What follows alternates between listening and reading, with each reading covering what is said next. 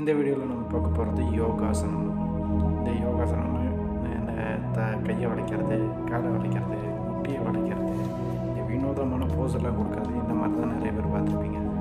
யோகாசனம்ங்கிறது பார்த்திங்கன்னா டோட்டலாக நம்ம பாடியை மெயின்டைன் பண்ணுறதுக்கும், ரெண்டாவது ஹெல்த்தியாக இருக்கிறதுக்கு, ப்ளட் சர்க்குலேஷன் நல்லா இருக்கிறதுக்கு, பிபி கண்ட்ரோல் பண்ணுறதுக்கு, தேவையில்லாத மைண்டை அப்செட் பண்ணக்கூடிய விஷயங்களெல்லாம் ரிலீவ் பண்ணுறதுக்கான ஒரு ஸ்ட்ரெச்சஸ் டெக்னிக்.